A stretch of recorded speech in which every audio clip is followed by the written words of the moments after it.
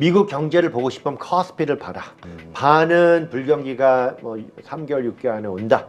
나머지 반은 불경기 안 오고 회복이 된다. 이렇게 진짜 갈라져 있어요, 미국이. 그래서 이게 AI 버블 계통인데 보니까 엔비디아 빼고는 earnings가 그렇게 많이 좋아지지 않았어요. 이렇게 불경기가 당장 안 올 거면 반등 랠리도 가능해요. 그래서 지금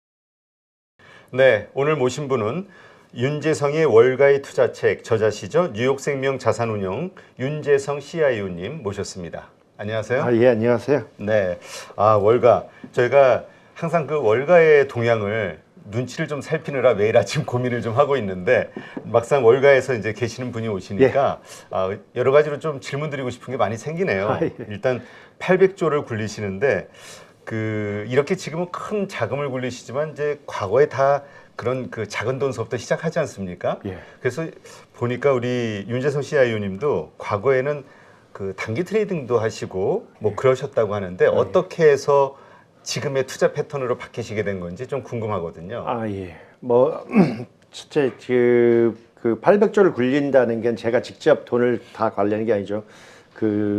부틱 모델에서 저는 위에 앉아서 컨트롤 타워에 앉아서 여러 가지 투자가들의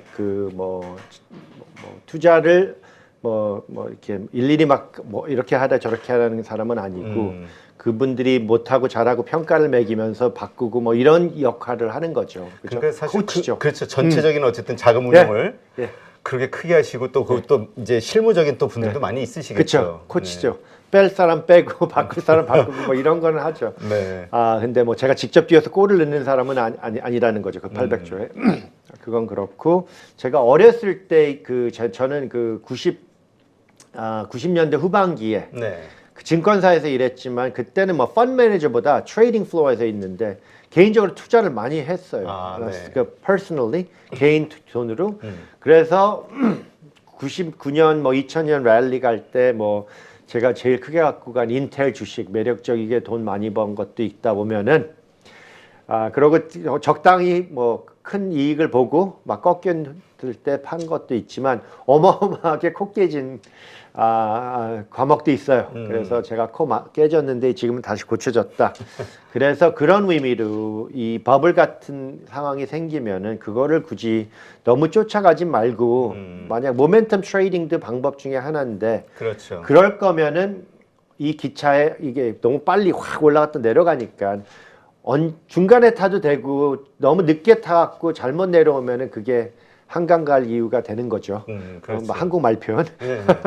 그래서 작년까지만 해도 뭐 한강 갈 사람을 면했다 그러고 금년 들어와서는 너 때문에 주식 못 샀다 그러고 지금쯤은 또 다시 고민을 하실 거예요. 네, 그렇죠. 지금 이게 꺾이는 시점 아닌가. 네.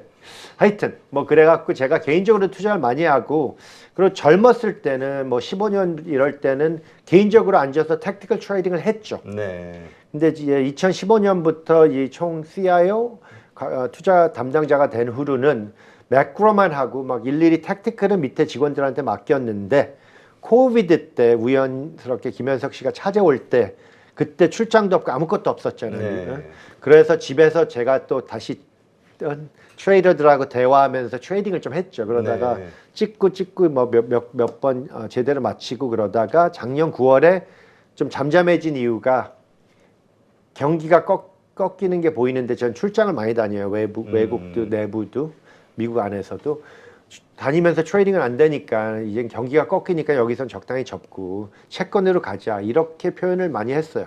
그러셨군요. 예, 그런 것도 있고 주식이 좀 비싸다고 생각한 것도 있고 그래서 일본으로도 비껴가고 그게 잘 됐고 빅텍, 매그니피센트 세븐을 놓쳤다 그러면 놓친 거 맞지만 미국 주식이 지금 올라갔다 내려오는 상황이에요. 근데 어떻습니까? 지금 말씀 들어보면은 예. 우리가 미국인들이 그 금융 부자가 많은 이유가 장기 투자를 하기 때문이다라는 확고한 그 믿음을 가지고 있거든요. 예. 근데 요즘은 또 뭐 단기 트레이딩도 많이 한다는 이야기도 들리고 미국인들의 그 투자 패턴은 어떻습니까? 예. 그러니까 미국도 젊은 분들이 그러니까 나이 문제가 나이를 별로 하는 게 더 맞는 것 같은데 젊은 분들이 저도 그랬고 당연히 하고 싶죠. 막 급하게 많이 네. 벌고 싶을 때. 그리고 저도 98년도부터 2000년까지 진짜 제가 투자 잘하는 줄 알았어요. 뭘 사면은 뭘 사도 올라가. 근데 이거 다 올라갈 때 자꾸 바꿔 타봤자 다 올라가는 상황이고 2000년도 중반 가서 꺼질 때 제가 느꼈어요. 아, 이건 내가 아니구나. 참 신기하지 않아요? 제가 하는 일이 이거 분석도 하고 그리고 트레이딩 플로어에서 리스크 매니지먼트 했는데 자기가 투자하는 거는 분석을 못 해갖고 내가 진짜 잘난 줄 알았어요, 진짜. 네. 그러면 지금 그 말씀에도 사실은 그 답이 있는 것 같은데 그 좀 오랜 투자를 하신 분들은 결국 그런 말씀을 하시더라고요. 시장이 올라갈 때 해야 돈을 벌고 내려갈 때는 아무리 잘해도 안 된다. 그쵸. 시장 자체가. 그래서 매크로가 중요한 거예요. 그리고 이 책에 나온 건데 누가 그러시더라고. 워런 버핏이 한국에 와서 그 고객들 돈 모으는 거에 실패했대요. 너무 길게 보니까 한국 분들은 빨리빨리 안 그렇죠. 맞는 거야 성격에. 그러고 뭐 하워드 마켓 여기 포함했는데 그분이 그러잖아요. 채권 하시는 분이지만 디스트레스 좀 위험한 채권 하시는 분인데 자기는 40년 경험상 그 6번의 그 디시션이 6번은 안 바꿨대. 그러니까 계속 채권 투자하면서 방향. 그럼 매크로를 안 본다 그러시지만 그러니까 뭐 매크로를 막 지키면서 투자하는 사람은 아니지만 매크로의 영향은 투자에 포함한다는 표현이겠죠. 그럼 그 매크로라는 거는 이제 우리가 보통 경기 지표라고 좀 이해를 한다고 했을 때 가장 중요하게 생각하시는 그 매크로 지표는 어떤 거예요? 지표라는 게 뭐를 보냐고요? 시그널. 예. 책에 죄송해요. 책에 디테일하게 나와 있는데 네. 그걸 뭐 다는 설명을 못 드리죠. 짧은 시간에. 그렇죠. 네, 간단하게. 책에 포함되어 있어요. 아니 왜냐면 한국은 우리는 이제 아무래도 그 경기 민감주라고 해가지고 그 이 경기 사이클을 많이 타는 우리가 이제 수출하는 나라다 보니까 그래서 OECD 선행지수, OECD 선행지수가 바닥에 턴을 하는 시점에 뭐 철강주, 화학주, 맞아요. 반도체를 그때 사야 된다 뭐 이런 식으로 아니요, 우리가 맞아요. 있거든요. 100%. 이거는 90년대 초반기에 제가 시작할 때 미국의 증권사 애널리스트가 그렇게 말했어요. 미국 경제를 보고 싶으면 코스피를 봐라. 아, 코스피? 왜냐하면 코스피가 그 수출하는 나라 회사들이잖아요. 아직도 네네.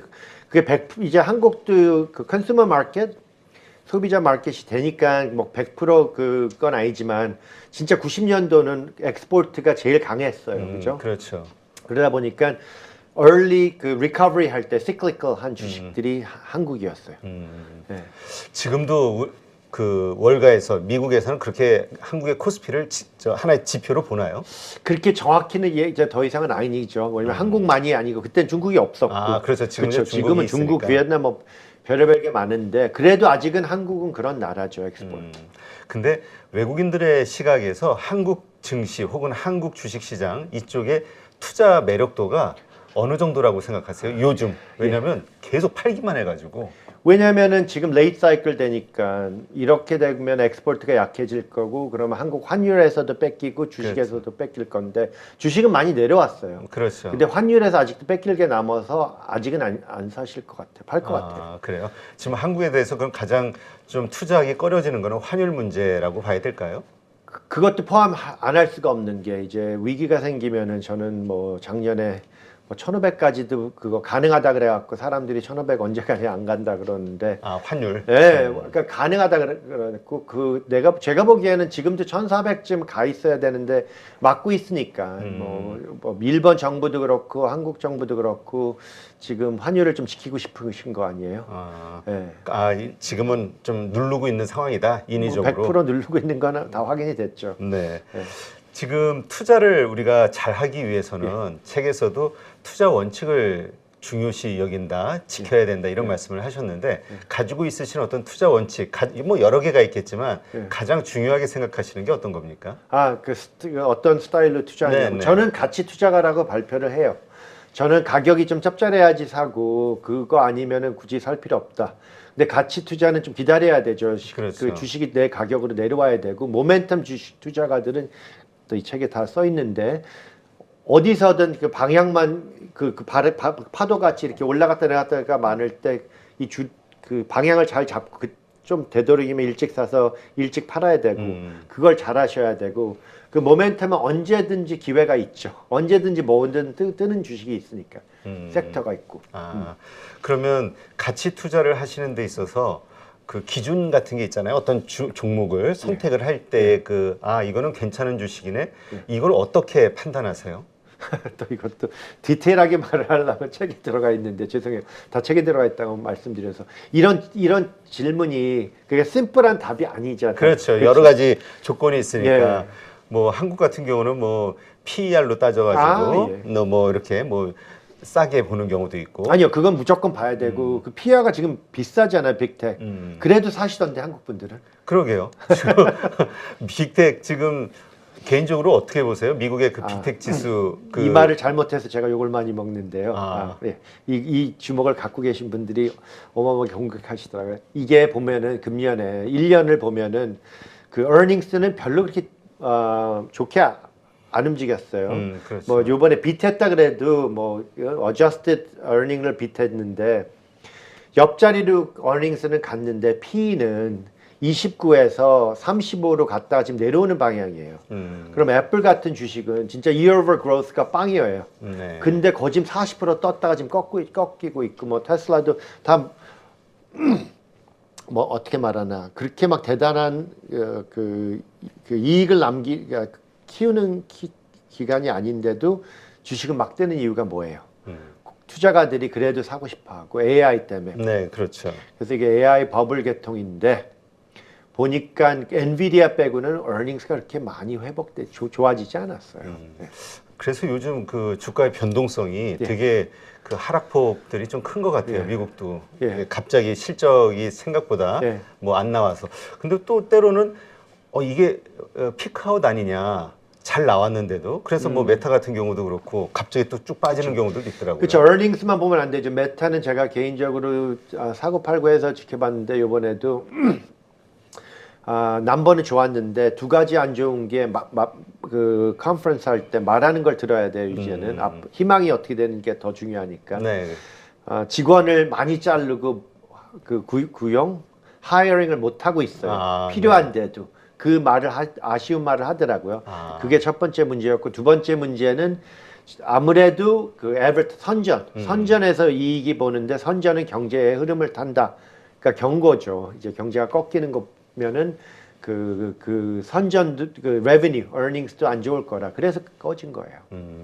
그러면 지금 많은 그 경제 전문가들도 그렇고 또 이런 기업들도 자꾸 이제 그런 경고를 한단 말이에요. 그 리세션에 대한 미국의 경기 침체. 지금은 뭐 3분기 GDP가 4.9% 나오고 상당히 좋지만 앞으로는 꺾일 것 같다. 이런 것을 엄살로 보는 분들도 있고. 또 이게 진짜 제일 재밌는 거가 뭐냐면요. 이런 서베이. 투자가들이랑 밥 먹으러 가면 서베이 이렇게 서로 이렇게 모아서 너희들의 위견이 이렇다고 발표해주고 뭐 뱅크 아메리카 메럴 린치는 막 진짜 여러 막 몇백 명의 투자가들의 그 질문을 해서 표현하는데 진짜로 딱 반으로 갈라져 있어요. 반은 불경기가 뭐 3개월, 6개월 안에 온다. 나머지 반은 불경기 안 오고 회복이 된다. 이렇게 진짜 갈라져 있어요. 미국이 어마어마하게. 그래서 굳이 다 불경기를 부르는 건 아닌 건데 저는 개인적으로 불경기가 온다고 봐요. 온다고 보세요? 그 온다면은 뭐 언제쯤 예상을 하세요? 저는 작년 12월부터 내년 3, 4분기 아닐까 그랬는데 그래서 주식이 한 2분기부터 꺼지지 않을까 하는데 지금은 내년 1, 2분기 계속 밀리는 거 아니에요. 그것도 다 보여요. 시간이 지나면은 다 보이는 게 미국 정부가 돈을 막 쓰는 거야. 너무. 그렇죠.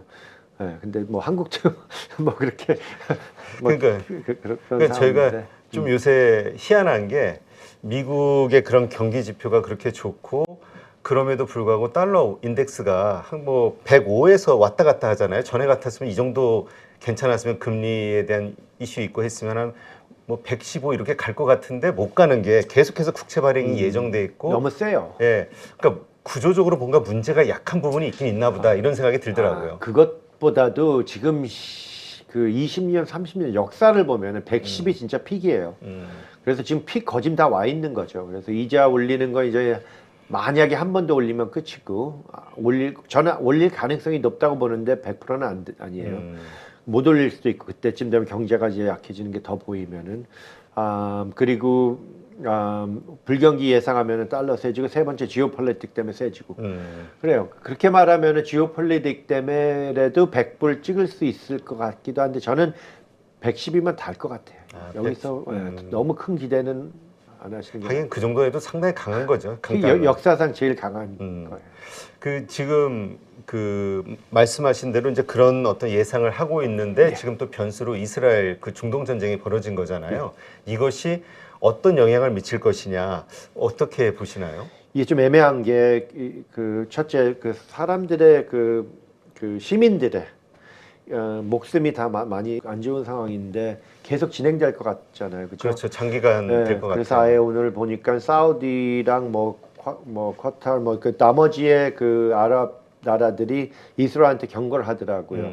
이 전쟁 때문에 팔레스타인의 시민들의 인생까지 너희들이 뺏으면은 이거는 더 큰 일이 생길 수 있다는데 이스라엘은 끝까지 갈 것 같아. 뿌리 뽑아야 된다고 생각하는데 이게 증권은 그러니까 그러니까 월스트리트는 사람들의 인생 이런 거 상관없이 그냥 돈만 그렇죠. 보는 상황에서 보면은 관찰하면은 솔직히 레바논, 팔레스타인, 이스라엘에서는 나올 게 별로는 없어요.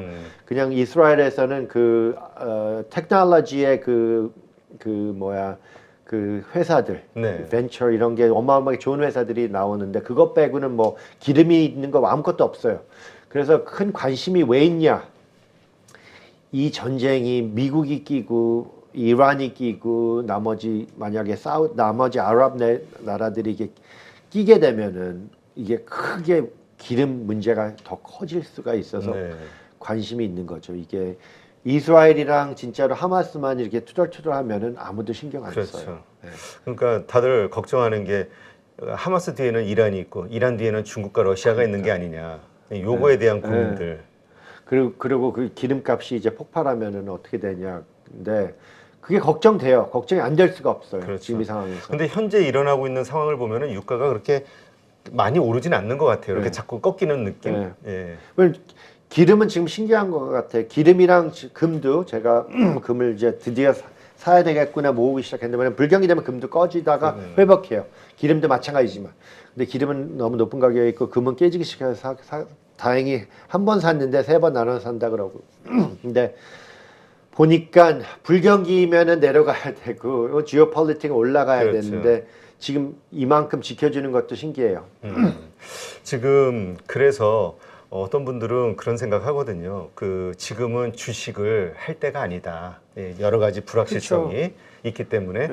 그런데 또 한편으로는 이러니까 주가가 싼 거 아니냐, 이럴 때 싸게 사야 되는 거 아니냐라는 생각을 가진 분도 있어요. 근데 그거 지나서는 불경기가 기다리고 있는데 요 이스라엘 이슈가 끝나더라 하더라도. 그래서 저는 이렇게 생각해요. 뭐 한국말로 뭐 여러 가지 표현이 있는데 뭐 5분 빨리 갈라다 평생을 빨리 간다.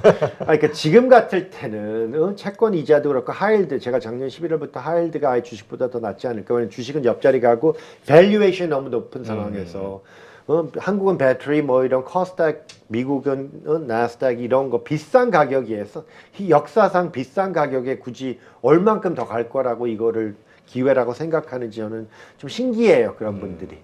그러면 그 포트폴리오상 주식과 뭐 그런 채권의 비중이 어느 정도 돼야 된다고 생각하세요? 저는 그냥 기본적으로 쉽게 생각해서 60, 40이 맞다고 생각하고 그렇게 갖고 가고 있어요. 주식이 60? 예. 네. 그러니까 개인적인 저도 제 돈을 브로커한테 맡긴 돈이 있고 뭐 제가 투자하는 그러니까 재미로 하는 돈이 있고 뭐 여러 가지 있는데 브로커 돈도 공개했어요. 왜냐면은 뭐 객관적으로 제 개인 돈을 공개하면 사람들이 좀 와닿을 것 같아서. 근데 작년 9월 중간 뭐 말에 S&P가 4,250일 때 60, 40에서 이거는 이제 40, 40, 20으로 가져가겠다. 20은 현찰.